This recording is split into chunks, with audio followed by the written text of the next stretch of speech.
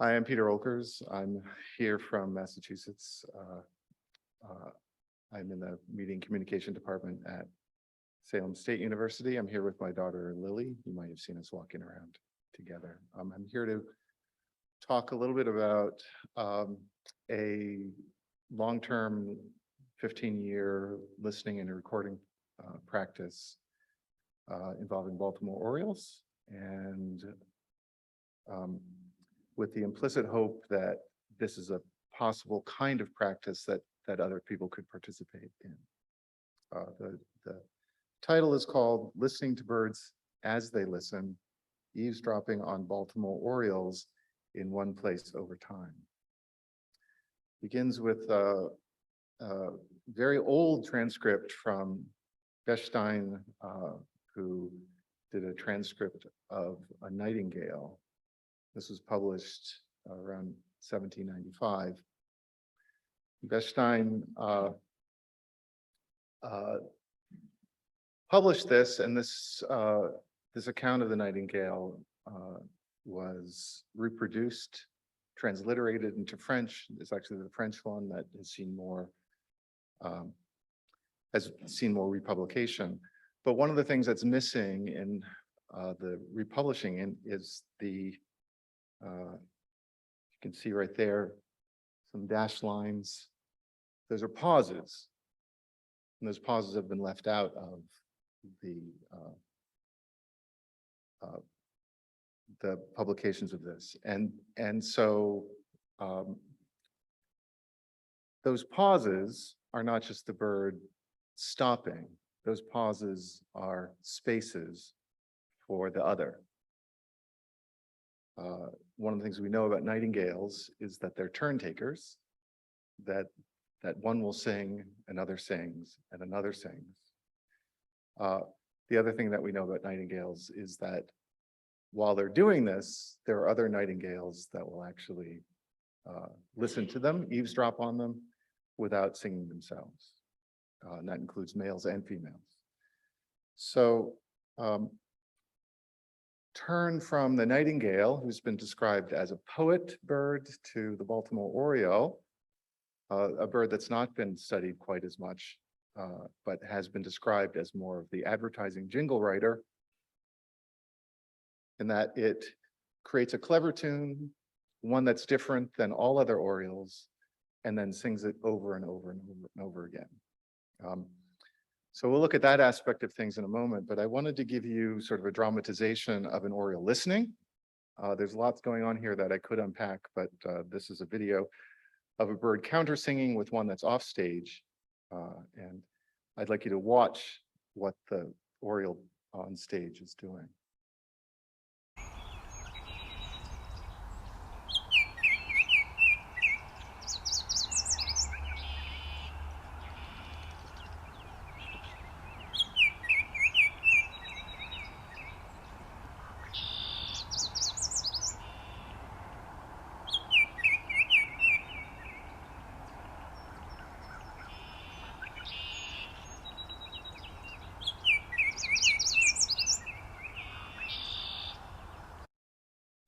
So there are other things going on there that I can unpack later, but that's what's known as partially matched counter singing, where the Oriole off stage is matching part of the other in response to the first Oriole's song. So in thinking about this, I was drawn to, well, frankly, work that I did as a graduate student many years ago, Bechstein, and a variety of concepts involved in his thinking. And it struck me that many of the aspects of birdsong actually can be explored under some of these concepts. Counter singing, duetting, and chorusing. These are individual utterances, but they're implicitly addressed to and response to others' utterances. In other words, there's not a single thing, it's all part of the flow. Copying, mimicking, learning, and adapting, these are things that are true of a lot of bird species. Indicates that there's a degree of intertextuality in songs of some species. And maybe this is more controversial, birds are embedded in a speech community. In other words, this has they're impacted by, I think, both the genetic and the social speech community that has a history that changes and evolves, and that's one of the things we'll focus on. My own positioning in this process is one of eavesdropping. I use that word deliberately. It's one that's been used in birdsong research to talk about the ways birds within species and across species will actually listen to each other and listen to each other's interactions. If you think about listening within this network perspective, being there makes you part of the network, whether you're being making noise or not, or trying to be quiet. And so that's how I've positioned myself as a listener, as an eavesdropper. And one of the things that struck me in doing this is my own response to the birds as they're singing and singing to each other, that I ended up having a crude form of perspective taking. And in some cases, as we'll talk about in a little bit, even empathy for what was going on in the interaction. So I think this is a case of what Rachel Monday would say, identifying with rather than just identifying. So it's not just about saying, that's a Baltimore Oriole. It's more about really trying to project yourself imaginatively into that space. So the practice itself began in 2008, though thanks to the pandemic, it got more intense. And I would say with the last 5 years, it's been a little bit more systematic. This is in the Charles River Peninsula in Needham, Massachusetts. This is Charles River was called the Quinabaquin by the Massachusetts people, traditionally inhabit that area. That means the meanderer, and you can see by that map, this is one of the areas where the river meanders around land. It's a 34-acre grassland edged with forests and shrubs. At that property, I also do, and along with my daughter Lily, also do grassland bird monitoring, nest box management, and pollinator counts. But I've been focusing on Baltimore Orioles because so many of them show up there. And so it's an attractive habitat for them. First week of May, crabapple blossoms, lots of tall trees, lots and lots of edge for them to build nests off of. So every year, at least 20 individuals, male and female, I've recorded singing, and many more mute males visit there that are, harder to count them. Some of them are new, some of them are returning, some of them are migrating through. So every morning in May, as much as possible, I go out for 60-90 minutes. I use my handy Edirol R09. I don't know if anyone else uses a device like this. 15 years, still works. Stereo recorder. I try to map the sounds to particular areas on the property. I narrate the action into the microphone when I need to explain what's going on, and then I log at the end of the day. I log the recordings by ear. But I do use Raven Light, as we'll see, when I need a spectrogram to figure out, what's going on. And then these I archive, so I have an archive of 15 years of these recordings. Baltimore Orioles generally sing unique songs. That's something we will qualify quite a bit in a moment. There's a high level of diversity in these songs and approaches to song. In fact, it's notoriously hard for Merlin to identify Baltimore Oriole songs. But at the same time, they're relatively easy for human ears to appreciate. And this is something that, this is a pragmatic point rather than a normative one. There are lots of other bird species you could do these kinds of, this sort of practice with, but Orioles, for a variety of reasons, are easier. There are musical qualities such as complex melodies and rhythms. And in fact, I will often have a tune in my ear, in my head, and I'll realize it's actually an Oriole song that is resonating. They do a very good job of repeating and getting it stuck in your head. This also makes countersinging and copying relatively easy because you can actually identify them as individuals and then really track who is talking to each other. There are two main styles. There are call notes, the single notes, but what we're focusing on today would be the full song, often described as a mellow whistle. Here, not just the song itself, but the style of singing is diverse. Some birds vary their songs during a bout of singing, some don't. Some abbreviate their songs, some don't.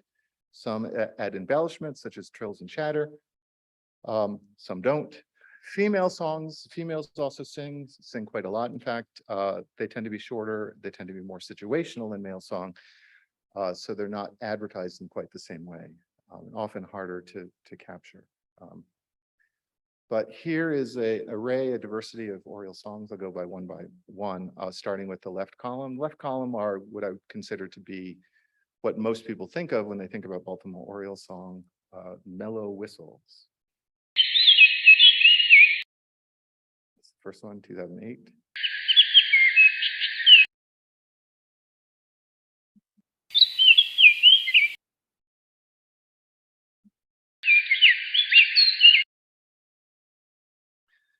And then onto the middle column, two females.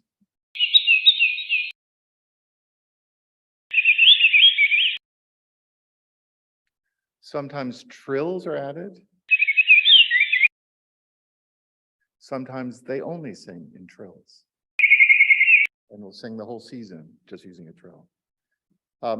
Sometimes they seem to mimic other species. In this case, this is the tufted titmouse. And sometimes I don't know where they're coming from. This pure tone bird is an Oriole. That same song 5 years earlier, bullock style. It's a species of Oriole that used to be lumped with the Baltimore Oriole. A lot more clicks and whistles. And then finally, my favorite, not much of a mellow whistle there.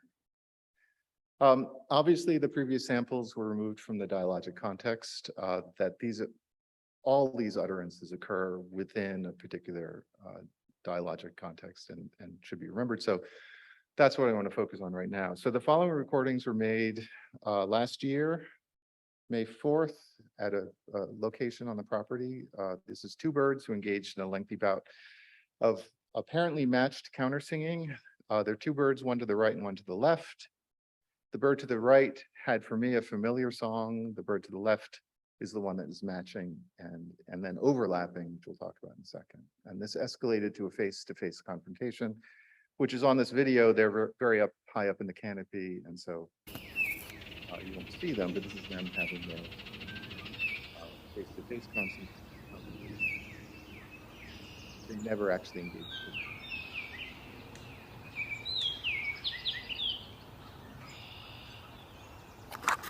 So that's them exchanging their songs, and then that's them overlapping. So let me play you a longer extract.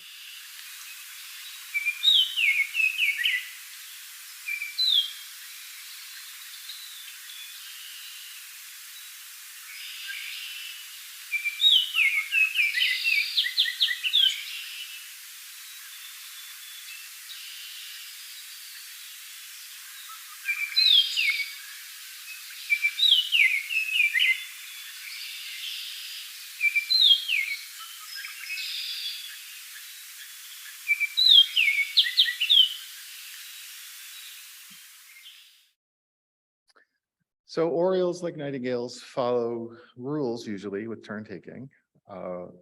Overlapping, which you heard a couple of times in that, is attention getting, maybe a sign of aggression, though people in the birdsong literature are currently arguing about this. Partial matching for Baltimore Orioles, that may also be an aggressive signal. When you match another bird song, you are saying something that's attention getting. And in this interaction, it definitely escalated to that point. This is where the ability to perspective take comes in, because if you understand the rules, then you can actually put yourself in the position of one of the Orioles who is being overlapped. And in fact, several times in listening to this sort of thing, I've felt the feel of being offended that you've overlapped me and you're matching me. You know, stop it. Other Orioles would typically be eavesdropping on this interaction, male and female. All right, so I do have an archive of Oriole. So Remember the one that I said was familiar. I mean that word very seriously. The familiarity is an important idea for Baltimore Orioles. I'm almost out of time. Okay. So let me run through this story very quickly. Here are two songs.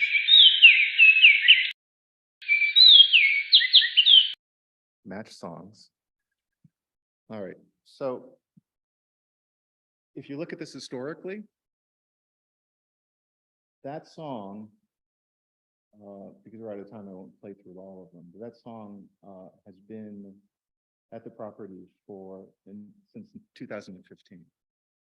And a similar set of songs have been at the property for 4 years before that. Orioles only live maximum 11 years in the wild.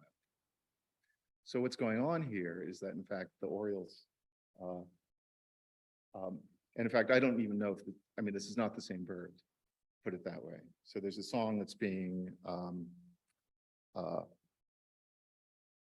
copied and copied and copied throughout time so that it has this existence at that property. Let me actually skip to the next slide just to finish the show.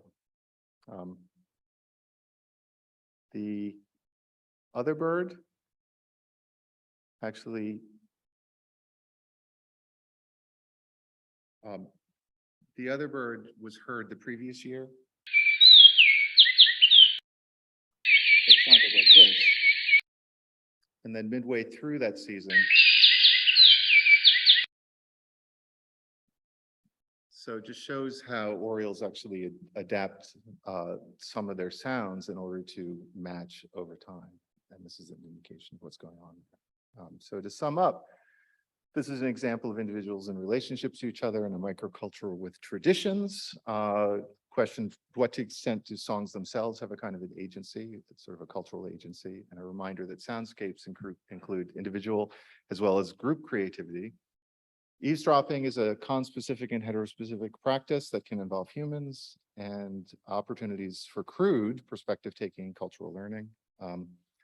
And this is a question to encourage everyone in the breeding range of the species to learn their local Baltimore Oriole song and listen as they listen. Thank you.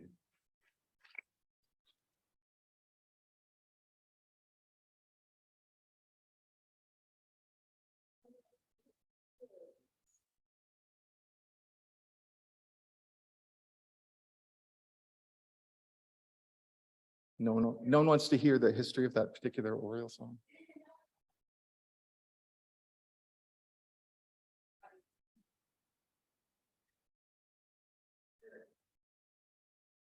Here, if we have a couple seconds, do you mind?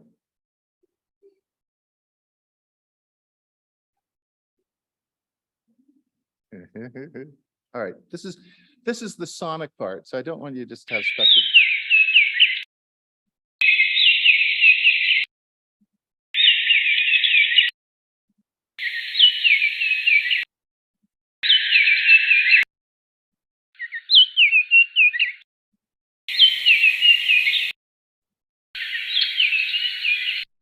And then it changes a little bit.